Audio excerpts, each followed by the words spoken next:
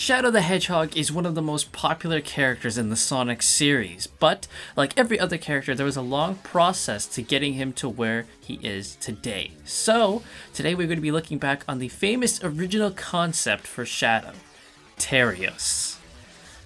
Before we can get into Terios, though, we need to find out some of the development that went on for Sonic Adventure 2 itself. So, development for Sonic Adventure 2 began almost immediately after Sonic Adventure was released. It was meant to be a huge game from the start, celebrating Sonic's 10th anniversary, as well as being the send-off for the last console Sega would make, the Dreamcast. This was also a time where the future of Sonic was uncertain, and the possibility that Sonic Adventure 2 could be the last Sonic game ever. So Sega wanted to pull out all the stops for this game. And that is shown within the final product, because, after a year and a half of development, Sonic Adventure 2 was released for the Sega Dreamcast on June 19th, 2001, and to this day, many people still regard Sonic Adventure 2 as one of, if not the best Sonic game. From its gameplay to its story, there's tons to love about this game. And while I personally don't think that Sonic Adventure 2 is the best Sonic game ever, I can't say it's bad in the slightest. It built on the foundation that was set by Sonic Adventure and continued to make fans happy with what the first game was trying to do, as well as trying to do something new. Like the previous game, Sonic Adventure 2 had different campaigns that needed to be completed before getting the true ending. Unlike the previous game, which had 6 stories that all intersected and had a stupid one which involved fishing, Sonic Adventure 2 only had 2 stories, but with a much more tantalizing appeal. This was the first time you were allowed to play as villains in a Sonic game, not counting Mean Bean Machine. The hero path let you play as Sonic in regular platforming stages, Knuckles in treasure hunting stages like from Adventure, and Tails in mech shooting stages. The villain path let you play as Eggman opposite Tails, new characters Rouge, who is the opposite of Knuckles, and Shadow, who was the opposite of Sonic. The idea for creating a new rival for Sonic was pitched by Takashi Iizuka, who wanted a character who could help them explore the dichotomy of good versus evil. Sonic Team had discussed introducing a new character for the sequel, and the idea of good versus evil prompted them to go forward with it. Shadow was co-created by Takashi Iizuka and the writer of the story for Sonic Adventure 2, Shiro Makawa. Before he was given the name Shadow, he was called Terios, which means reflection of, literally meaning he was the evil reflection of Sonic. Subtle. Looking at Terios' design, we can see that he was late 90s personified. In some depictions, he had a cloak, he was buff, had a scar on his left eye. I wonder what the lore behind that was actually going to be. He also, most importantly, looked a lot more like Sonic, which explains one of the biggest plot holes in Sonic Adventure 2, which is why does every character confuse Sonic and Shadow when, apart from the fact they are hedgehogs, they look nothing alike. Most likely, Terios was still the design they had in mind when the script was written, and when they changed it to Shadow, they just didn't change that part of the script. They just kind of, crossed their fingers and were like, please God, don't notice.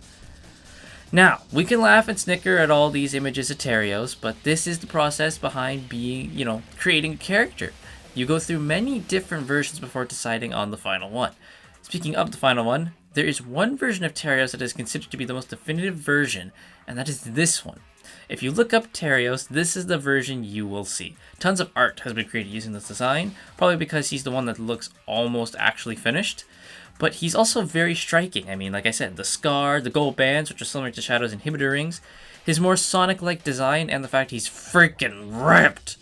Seriously, I can't believe they gave the hedgehog muscles. This dude's bench pressing. Now, you will never hear anyone besides die-hard Sonic fans speak about Terios. And why wouldn't that be the case? He's just an early concept design for Shadow. There's no reason for him to be brought up all the time. You don't see Fields the Rabbit being brought up all the time, do you? No way. Terios' legacy and fame in the Sonic fandom is because of the fandom itself. Fans have created fan art, fan fiction, even fan games revolving all around him. He's something that fans have taken and turned into their own. And honestly, I think that's really neat. Yeah, fandoms can get really weird when it comes to the ownership of characters, but for someone like Terios, who isn't actually an official character, I think it's absolutely fine for fans to create and make their own interpretations and ideas about him. And who's to say the day won't come when Sega officially brings Terios into the games as an actual character? Okay, that's never going to happen, but never underestimate Sonic fans. They will move Earth to get what they want. In 2024, Sega finally seemed to acknowledge the fandom's infatuation with Terios, and in a really cool idea, they released an official skin for Shadow in Shadow Generations that turned him into Terios. Sega had done something like this similar in 2023 with a skin for Sonic Superstars that turned Sonic into Fields the Rabbit, one of his earlier designs. I think the idea that Sega puts out alternate skins for their characters, of like their beta kind of prototype designs, is really cool. It's such a good idea. I love it because it's Sega kind of honoring the original versions of these characters and bringing them into the game. Even if it's just as a DLC skin for the character and not an actual new one, it's still a nice way to kind of just show, like, yeah, this is what they used to be. And that is pretty much the history and legacy of Terios the Hedgehog. In some alternate timeline, we'd be seeing Sonic Movie 3 with Terios being played by Keanu Reeves. So I always look forward to what ifs. It's always really fun to see what could have been and what might have been, and kind of think about the alternate history that would have happened with Terios as, the villain.